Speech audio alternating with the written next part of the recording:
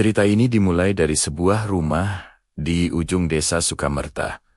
Rumah tua yang sudah lama tak berpenghuni. Catnya mengelupas di sana-sini. Halamannya penuh ilalang setinggi pinggang. Dan suasananya begitu suram. Tapi ada satu hal yang membuatnya menarik. Harganya jauh di bawah pasaran. Begitu murah, sampai tidak masuk akal. Bagi Raka, pria 27 tahun, yang baru pindah kerja ke daerah itu, tawaran ini seperti durian runtuh. Ia tidak punya banyak uang, dan yang ia butuhkan hanyalah tempat untuk tidur sebelum berangkat kerja keesokan paginya. Yang penting murah, pikirnya, tanpa bertanya lebih jauh tentang sejarah rumah itu. Saat Raka mulai membersihkan halaman dan membawa barang-barangnya masuk, beberapa warga sekitar hanya menatapnya dari kejauhan dengan pandangan aneh. Tak ada yang menyapa, apalagi menawarkan bantuan. Seolah-olah mereka tahu sesuatu yang tidak Raka ketahui. Tapi Raka tidak peduli. Ia terlalu lelah untuk memikirkan tatapan mereka. Malam pertama tiba, Raka memutuskan untuk tidur dengan lampu menyala, sekadar untuk membuatnya merasa lebih nyaman di tempat baru. Semuanya terasa normal. Sampai sekitar pukul 2 dini hari, ia terbangun oleh sebuah suara yang sangat jelas. Sark, sark, sark, seperti suara sapu lidi yang digesekkan ke lantai semen. Siapa yang menyapu selarut ini? Pikirnya bingung. Dengan langkah pelan, Raka mengintip ke ruang tengah. Kosong. Tidak ada siapa-siapa di sana. Suara sapu itu pun langsung berhenti. Anehnya, lantai yang tadi sore sudah ia bersihkan, kini dipenuhi jejak-jejak kaki basah, jejak kaki kecil dan besar.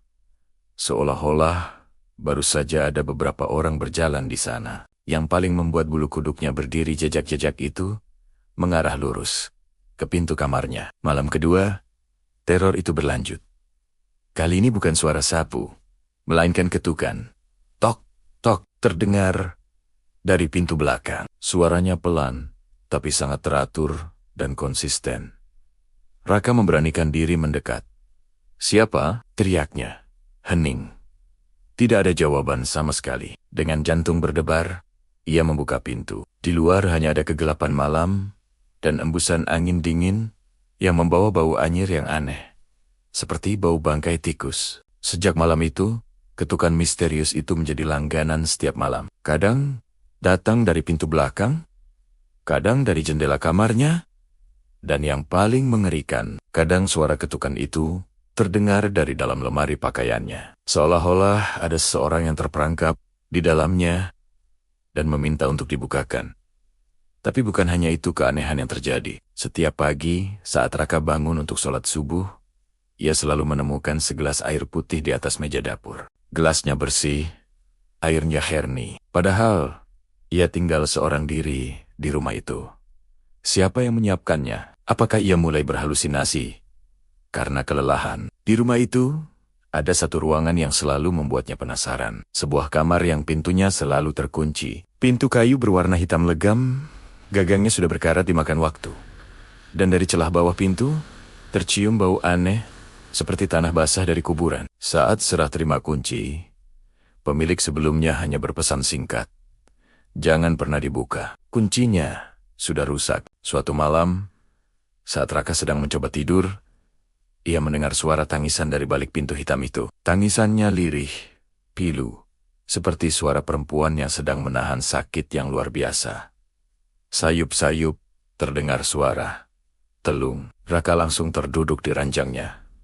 Keringat dingin membasahi dahinya. Ia tidak berani bergerak, hanya bisa mendengarkan suara tangisan itu sampai akhirnya menghilang.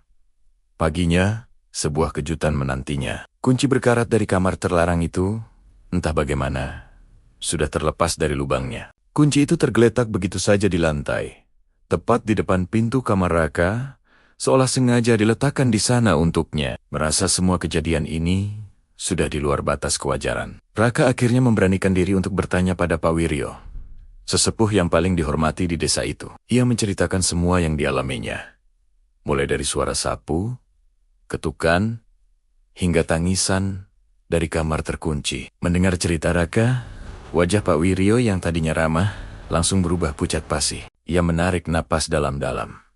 lalu berkata dengan suara pelan, hampir berbisik, itu rumah bekas pesugihan. Nah, Pak Wiryo menjelaskan bahwa puluhan tahun lalu, satu keluarga yang tinggal di sana ditemukan tewas mengenaskan. Mereka semua gantung diri. Menurut cerita yang beredar, arwah mereka tidak pernah benar-benar pergi. Katanya, mereka masih tinggal di sana. Lanjut Pak Wiryo. Raka mencoba tertawa, menutupi rasa takutnya. Bapak bisa saja bercanda. Tatapan Pak Wiryo berubah tajam. Kamu sering dengar suara orang menyapu di tengah malam kan? Raka terdiam. Bagaimana Pak Wiryo bisa tahu? Itu tandanya mereka sedang membersihkan rumah, kata Pak Wiryo dengan nada serius. Karena mereka menganggap kamu adalah tamu yang harus dihormati. Sejak pertemuannya dengan Pak Wiryo, gangguan di rumah itu tidak lagi subtle. Terornya semakin mania dijedi dan terang-terangan. Raka sering melihat bayangan hitam tinggi berdiri di sudut kamarnya saat ia baru mematikan lampu. Terdengar suara tawa anak kecil dari atas loteng. Padahal rumah itu tidak punya loteng. Dan yang paling membuatnya gila, setiap malam ia bisa mendengar suara langkah kaki tanpa wujud yang berputar-putar mengelilingi ranjangnya. Puncaknya terjadi pada suatu malam. Raka bermimpi sedang duduk santai di ruang tengah rumah itu. Tapi ia tidak sendirian. Di seberangnya duduk satu keluarga lengkap. Seorang ayah, seorang ibu, dan dua anak kecil. Wajah mereka semua pucat seperti mayat, dengan mata yang hitam legam tanpa bola mata. Sang ayah menatap Raka, lalu tersenyum dengan senyuman yang mengerikan. Kamu betah tinggal di rumah kami? Tanyanya dengan suara serak. Raka terbangun sambil menjerit sejadi-jadinya. Napasnya tersengal-sengal. Jantungnya seperti mau copot. Saat ia menyentuh lehernya, ia merasakan sakit yang luar biasa. Di lehernya terdapat bekas jeratan tali yang memerah. Padahal ia tidur sendirian. Dipenuhi rasa takut dan nekat, Raka memutuskan untuk menghadapi sumber masalahnya. Pagi itu, ia mengambil kunci berkarat yang tergeletak di depan kamarnya dan berjalan menuju kamar terlarang. Dengan tangan gemetar, ia memasukkan kunci itu, memutarnya, dan mendorong pintu hitam yang berat itu. Di dalam kamar, pemandangan yang menyambutnya membuat darahnya seolah berhenti mengalir. Ada 4 buah tali tambang yang menggantung di langit-langit. Sebuah foto keluarga yang sudah lusuh dan menguning di atas meja, dan sebuah cermin besar yang kacanya retak 1000.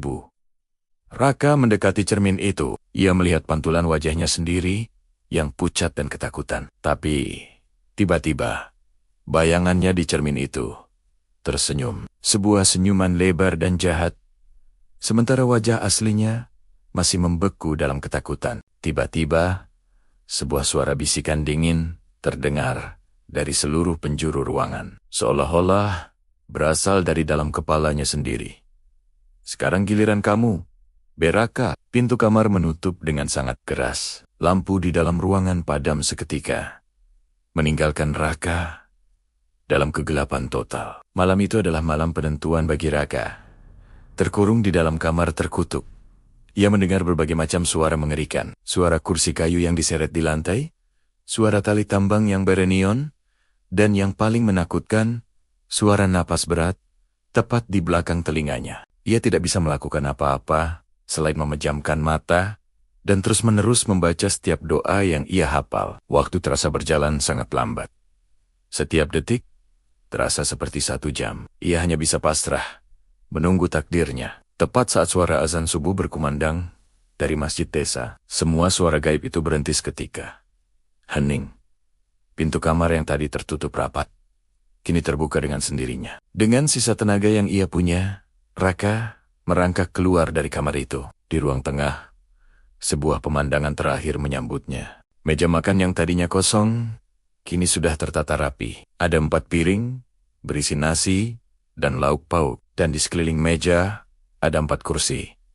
1 kursi di antaranya dibiarkan kosong, seolah-olah menunggunya untuk bergabung. Pagi harinya, warga desa melihat Raka keluar dari rumah itu. Wajahnya pucat, matanya kosong, dan ia terus menangis tanpa henti. Ia berjalan sempoyongan meninggalkan rumah itu dan tidak pernah kembali lagi. Rumah di ujung desa itu pun kembali kosong, kembali sunyi. Namun menurut cerita warga, kadang di tengah malam, lampu di rumah itu masih sering nyala sendiri. Dan jika kau berani mendekat, kau akan mendengar suara orang menyapu dari dalam.